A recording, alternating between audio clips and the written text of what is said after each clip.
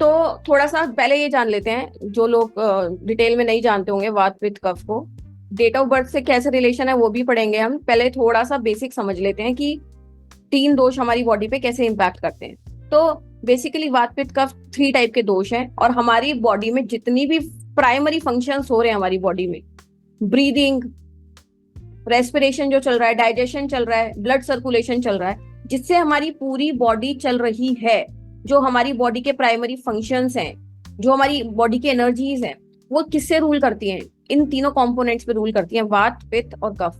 ठीक है, वात रिलेटेड होता है विंड से, पित्त प्राइमरी किसकी एनर्जी से रूल होता है? फायर एनर्जी से, अग्नि से। और कफ किससे रूल होता है? वाटर से। तो ये तीनों जब भी इम्बैलेंस होंगे, कोई ना कोई फिजिकल हेल्थ, मेंटल मतलब फिजिकल डिजीज, मेंटल डिजीज हमें देगा। ठीक है, अब ये जो तीन दोष हैं, ये किससे रिलेटेड है? हमारे संसार में जो पांच एलिमेंट काम करते हैं, जिसके बिना कुछ भी पॉसिबल नहीं है, उससे रिलेटेड है। तो अभी मैंने बताया आपको कि जलवायु, अग्नि, पृथ्वी, आकाश, इससे मिलके ही ये तीन दोष फॉर्म होते हैं। तो अभी वात दोष जो है वो बेसिकली एयर प्लस स्पेस का कंपोनेंट है। पित्त किससे बनता है? फायर प्लस वाटर से। कफ किससे बनता है?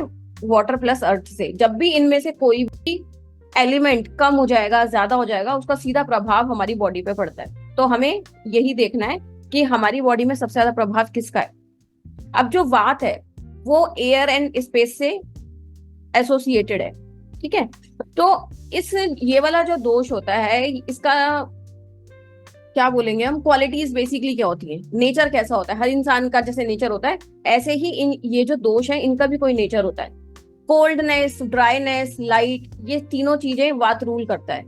हमारी बॉडी में जो भी मूवमेंट हो रही है पूरी, जैसे हम चल रहे हैं, फिर रहे हैं, हमारी मसल्स वर्क कर रही हैं, या ब्लड का सर्कुलेशन हो रहा है, पूरी बॉडी में जो भी चीज मूव हो रही है वो किस पे डिपेंड करती है? वात पे डिपेंड करती है। हमारी बॉडी में से वेस्ट निकलता है ना?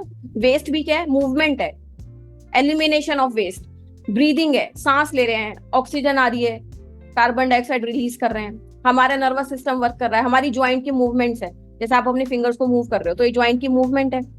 हमारे थॉट्स बार बार मूव कर रहे हैं, स्टेबल नहीं है ना। तो ये सारी चीजें वात रूल करता है, और अगर वात डिस्टर्ब होगा तो हमारी बॉडी में ये सारी चीजें डिस्टर्ब हो जाएंगी।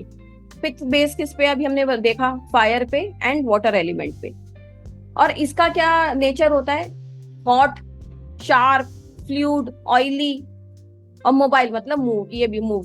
ठीक है, तो आप देखोगे जो भी पित्त प्रवृत्ति वाले लोग होते हैं उनको समर्स में बहुत ज्यादा दिक्कत होती है, समर्स में और भी ज्यादा दिक्कत होती है। और पित्त किसको इम्पैक्ट करता है? सबसे पहले आपके डाइजेशन को इम्पैक्ट करता है, आपके इंटेस्टाइन्स को, आपके लीवर को, जो भी चीजें खाना पचा रही हैं, पूरा डाइजेशन सिस्टम चल रहा है। स्टमक, जहाँ पे आपका स्टमक एरिया है, वहां पे जितने भी ऑर्गन है उसको रूल करता है पित्त। और skin related, complexion related, body का टेम्परेचर, फीवर वगैरह हो गया, मेटाबॉलिज्म हो गया, आप खाना कितनी तेजी से पचा पा रहे हो, इम्यून सिस्टम कैसा है आपका। तो ये थोड़ी थोड़ी चीजें आइडिया देने के लिए बता रही हूँ आपको, होता तो इसमें काफी डिटेल में बहुत कुछ है। ठीक है, तो पित्त हमारी बॉडी को इस तरीके से रूल करता है। फिर कफ जो दोष है वो किससे एसोसिएटेड है? वाटर प्लस अर्थ। ठीक है, इसका नेचर क्या होता है? Slow, moist, cool, heavy, smooth. अब जैसे आप समझो, कफ क्या होता है? आपने देखा होगा आपकी बॉडी में जब बहुत ज्यादा कफ होता है तो बलगम बनता है ना। बलगम मॉइस्ट होता है, हैवी भी होता है ना। अगर आप और तो इस तरीके से आप इसका नेचर जान सकते हो कफ वगैरह का। ठीक है, तो कफ बेसिकली लुब्रिकेंट होता है। आपने देखा है जब हमें कोल्ड होता है नाक एकदम बंद हो जाती है, फिर आप वो डालते हो, नेजल ड्रॉप डालते हो, क्योंकि आपकी उसमें ड्राइनेस आ गई, लुब्रिकेंट की कमी हो गई। तो आपकी बॉडी में जहां पे भी लुब्रिकेंट की जरूरत है वो कफ रूल करता है। जहां पे भी स्टेबिलिटी, आपकी बॉडी में जहां स्टेबिलिटी की जरूरत है, माइंड में स्ट्रक्चर, माइंड एंड बॉडी में जो बैलेंस क्रिएट करता है वो कफ करता है।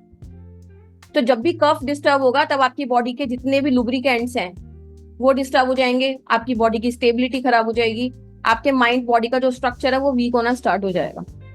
तो इस तरीके से यहाँ पे एक आपको आइडिया लग गया होगा कि वात पित्त कफ हमारी बॉडी को कैसे रूल करता है।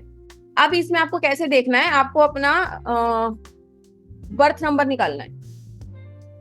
ठीक है, आपका जो भी बर्थ नंबर है, डेस्टिनी नंबर बाद में समझेंगे, पहले बर्थ नंबर से ही समझ लेते हैं। जो भी आपका बर्थ नंबर है वो आपकी बेसिक प्रवृत्ति बता देगा कि आप में क्या डोमिनेंट है। तो मैं ये टेबल दिखा रही हूँ, इसको देख लीजिए या नोट कर लीजिए या फोटो क्लिक कर लीजिए।